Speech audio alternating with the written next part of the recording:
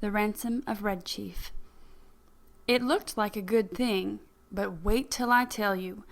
We were down south in Alabama, Bill Driscoll and myself, when this kidnapping idea struck us.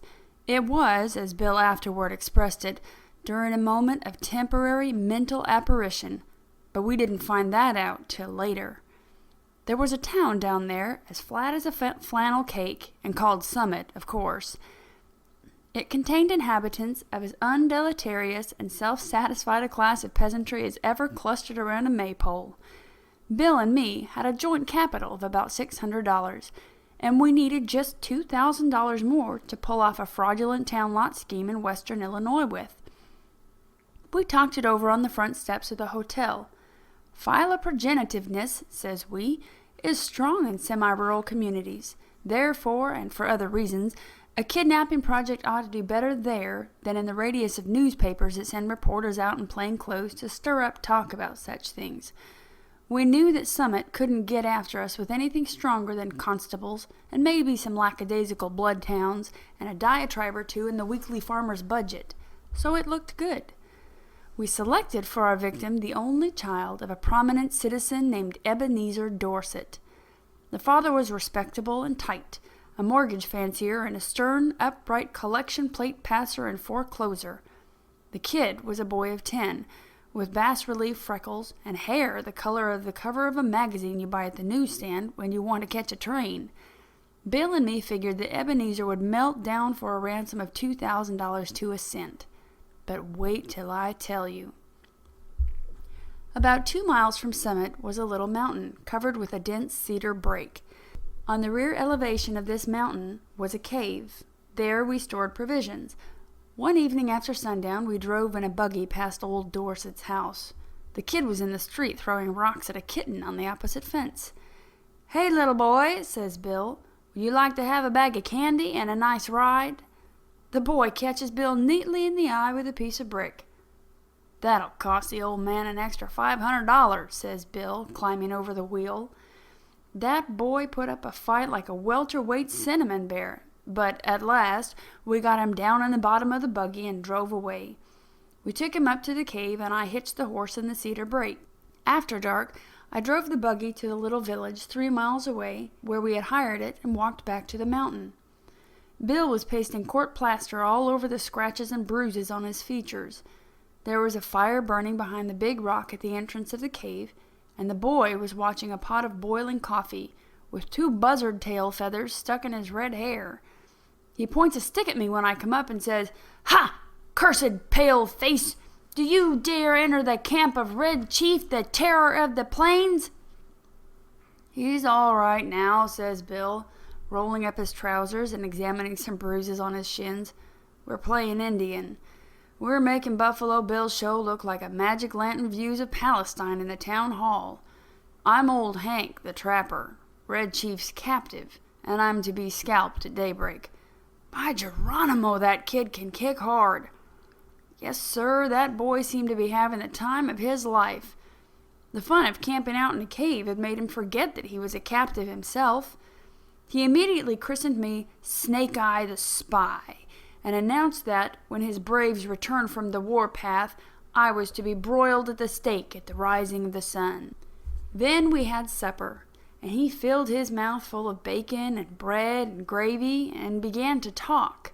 He made a during dinner speech something like this: "I like this fine. I never camped out before, but I had a pet possum once, and I was 9 last birthday. I hate to go to school. Rats ate up 16 of Jimmy Talbot's Aunt Speckled Hen's eggs. Are there any real Indians in these woods? I want some more gravy. Does the trees move and make the wind blow? We had 5 puppies. What makes your nose so red, Hank? My father has lots of money. Are the stars hot? I whipped Ed Walker twice Saturday. I don't like girls. You dassn't catch toads unless with a string. Do oxen make any noise? Why are oranges round? Have you got beds to sleep on in this cave? Amos Murray has got 6 toes. A parrot can talk, but a monkey or a fish can't. How many does it take to make 12? Every few minutes he would remember that he was a pesky redskin, and pick up his stick rifle and tiptoe to the mouth of the cave to rubber for the scouts of the hated paleface. Now and then he would let out a war whoop that made old Hank the Trapper shiver. That boy had Bill terrorized from the start. "Red Chief," says I to the kid, "would you like to go home?" "Aw, what for?" says he.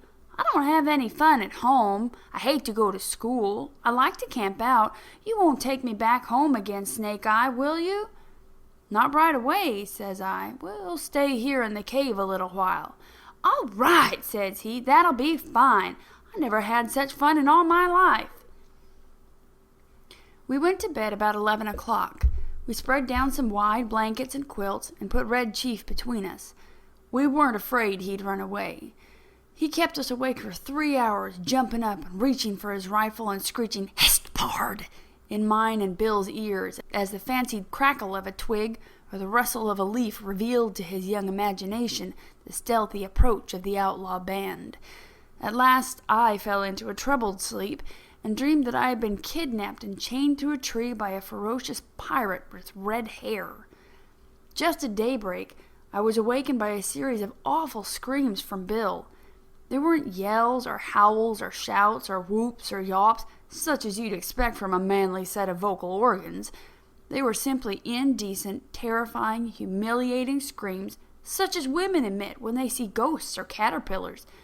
It's an awful thing to hear a strong, desperate, fat man scream incontinently in a cave at daybreak. I jumped up to see what the matter was. Red Chief was sitting on Bill's chest, with one hand twined in Bill's hair. In the other he had the sharp case knife we used for slicing bacon, and he was industriously and realistically trying to take Bill's scalp, according to the sentence that had been pronounced upon him the evening before. I got the knife away from the kid and made him lie down again, but from that moment Bill's spirit was broken.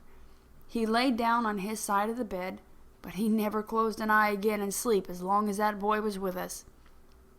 I dozed off for a while, but along towards sunup I remembered that Red Chief had said I was to be burned at the stake at the rising of the sun.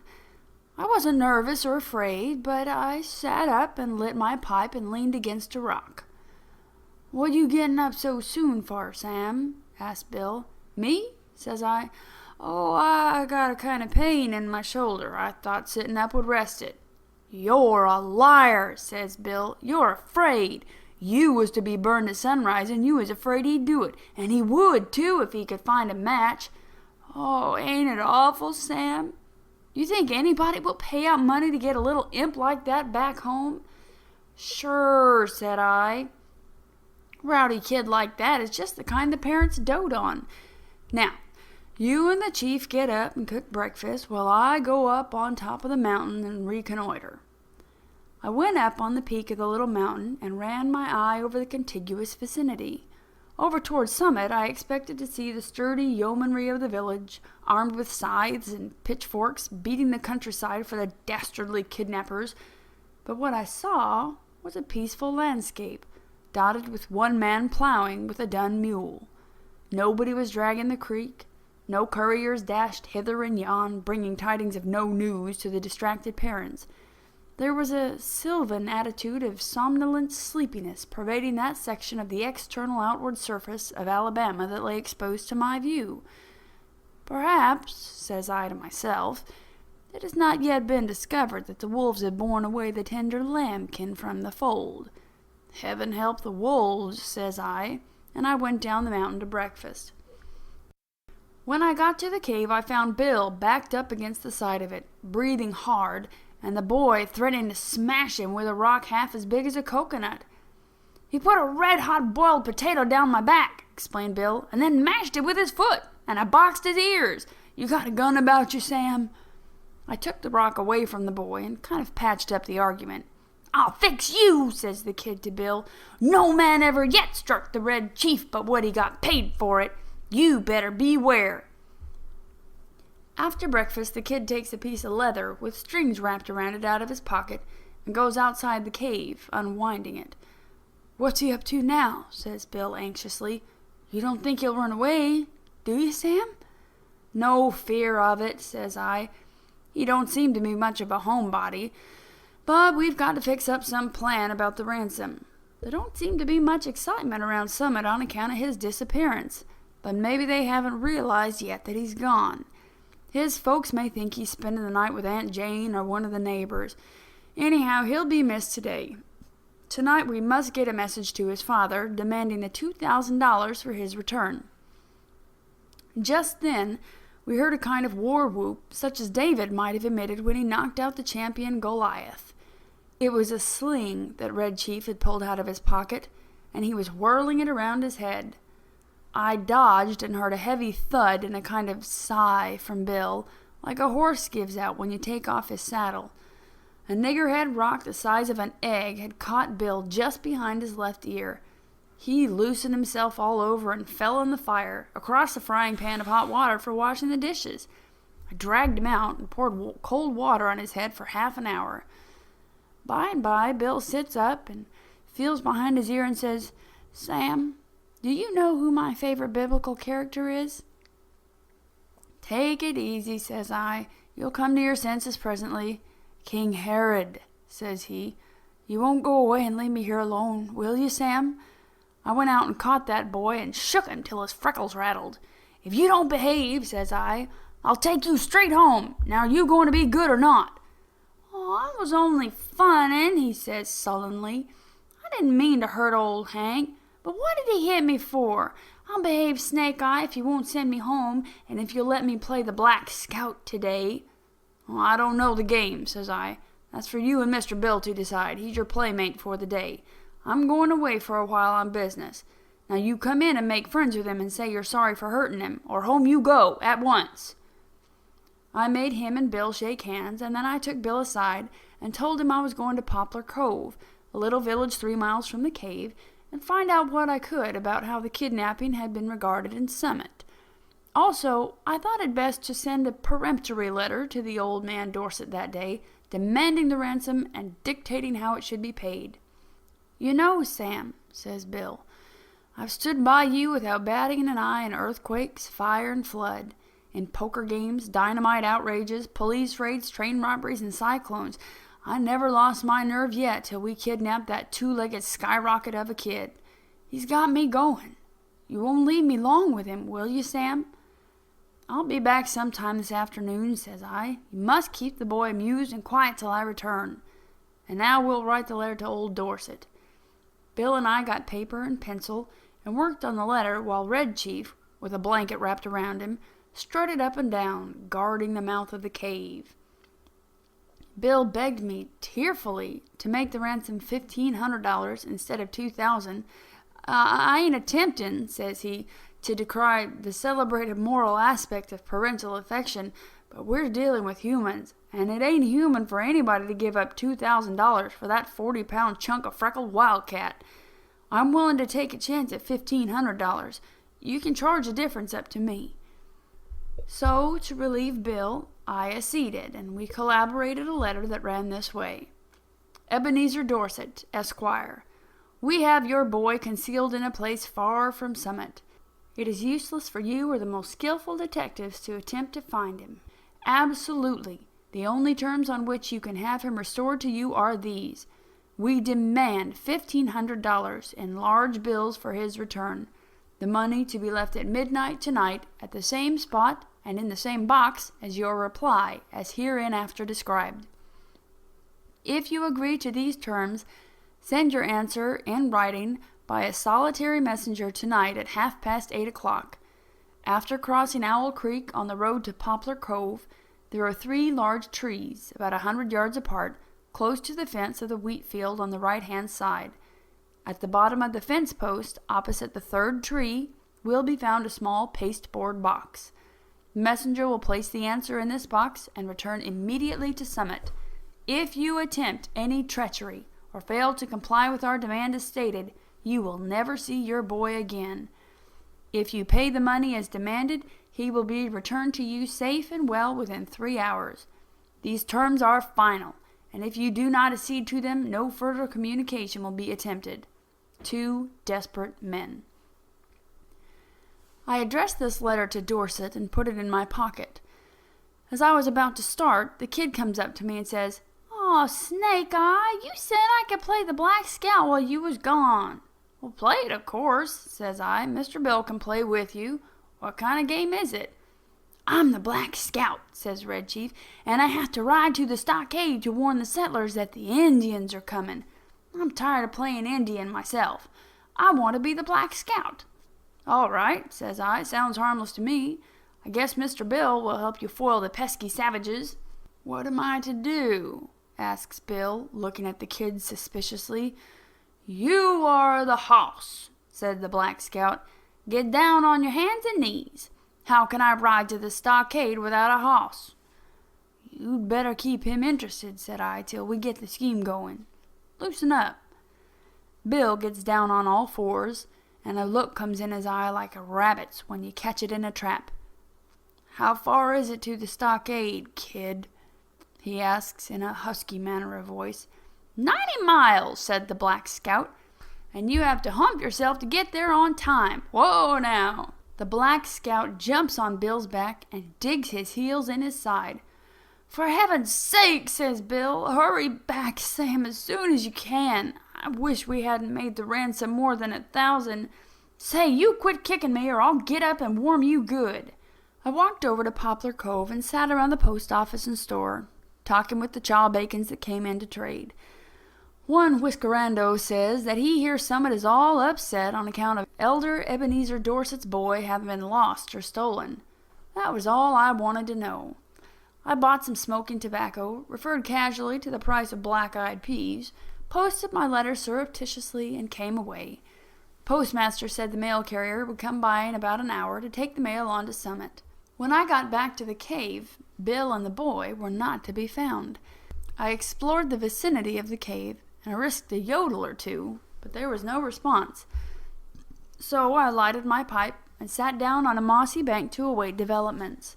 In about a half an hour I heard the bushes rustle, and Bill wabbled out into the little glade in front of the cave. Behind him was the kid, stepping softly like a scout, with a broad grin on his face. Bill stopped, took off his hat, and wiped his face with a red handkerchief. The kid stopped about 8 feet behind him. "Sam," says Bill, "I suppose you'll think I'm renegade, but I couldn't help it. I'm a grown person with masculine proclivities and habits of self-defense.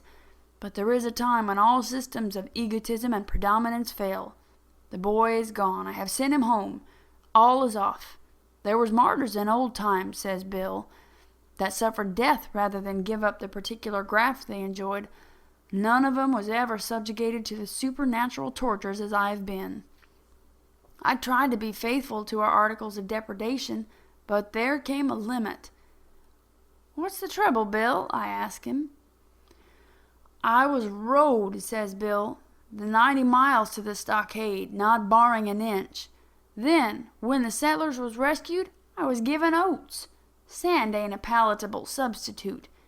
And then, for an hour, I had to try to explain to him why there was nothing in holes, how a road can run both ways, and what makes the grass green.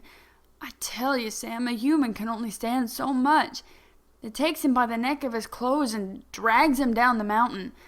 On the way, he kicks my legs black and blue from the knees down, and I've got to have 2 or 3 bites on my thumb and hand cauterized. But he's gone," continues Bill, "gone home. I showed him the road to Summit and kicked him about 8 feet nearer there at one kick. I'm sorry we lose the ransom, but it was either that or Bill Driscoll to the madhouse." Bill is puffing and blowing, but there's a look of ineffable peace and growing content on his rose-pink features. "Bill," says I, "there isn't any heart disease in your family, is there?"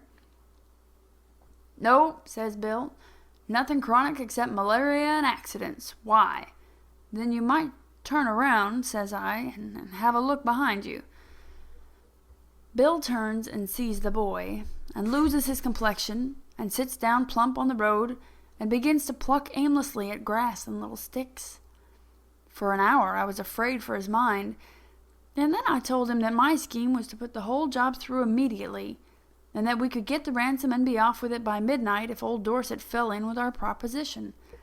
So Bill braced up enough to give the kid a weak sort of smile and a promise to play the Russian in a Japanese war with him as soon as he felt a little better. I had a scheme for collecting that ransom without danger of being caught by counterplots that ought to commend itself to professional kidnappers. The tree under which the answer was to be left, and the money later on, was close to the road fence with big bare fields on all sides. If a gang of constables should be watching for anyone to come for the note, they could see 'em a long way off crossing the fields or in the road. But no siree. At 8:30 I was up in that tree as well hidden as a tree toad, waiting for the messenger to arrive. Exactly on time, a half-grown boy rides up on a bicycle, locates the pasteboard box at the foot of the fence post, slips a folded piece of paper into it, and pedals away back again toward Summit. I waited an hour, and then concluded the thing was square. I slid down the tree, got the note, slipped along the fence till I struck the woods, and was back at the cave in another half hour. I opened the note, got near the lantern, and read it to Bill. It was written with pen, in a crabbed hand, and the sum and substance of it was this. 2 desperate men. Gentlemen, I received your letter today by post. In regard to the ransom, you ask for the return of my son. I think you are a little high in your demands, and hereby make you a counter proposition, which I am inclined to believe you will accept. You bring Johnny home, and pay me $250 cash, and I agree to take him off your hands. You had better come at night, for the neighbors believe he is lost, and I couldn't be responsible for what they would do to anybody they saw bringing him back. Very respectfully, Ebenezer Dorset. Great pirates of Penzance, says I, of all the impudent... But I glanced at Bill and hesitated. He had the most appealing look in his eyes I ever saw on the face of a dumb or talking brute. Sam, says he, what's $250 after all? We've got the money. One more night of this kid will send me to a bed in Bedlam. Besides, being a thorough gentleman, I think Mr. Dorset is a spendthrift for making us such a liberal offer. You ain't going to let the chance go, are you? Tell you the truth, Bill, says I, this little he-you lamb has somewhat got on my nerves, too. We'll take him home, pay the ransom, and make our getaway. We took him home that night. We got him to go by telling him that his father had bought a silver-mounted rifle and a pair of moccasins for him, and we were going to hunt bears the next day. It was just 12 o'clock when we knocked at Ebenezer's front door. Just at that moment when I should have been abstracting the $1,500 from the box under the tree, according to the original proposition, Bill was counting out $250 into Dorset's hand. When the kid found out we were going to leave him at home, he started up a howl like a calliope and fastened himself as tight as a leech to Bill's leg. His father peeled him away gradually, like a porous plaster. "How long can you hold him?" asked Bill. "I'm not as strong as I used to be," says old Dorset, "but I think I can promise you 10 minutes. "Enough," says Bill. "In 10 minutes I shall cross the central, southern, and middle western states and be legging it trippingly for the Canadian border." And as dark as it was, and as fat as Bill was, and as good a runner as I am, he was a good mile and a half out of Summit before I could catch up with him. End of The Ransom of Red Chief by O. Henry. Read by Megan Hinkson.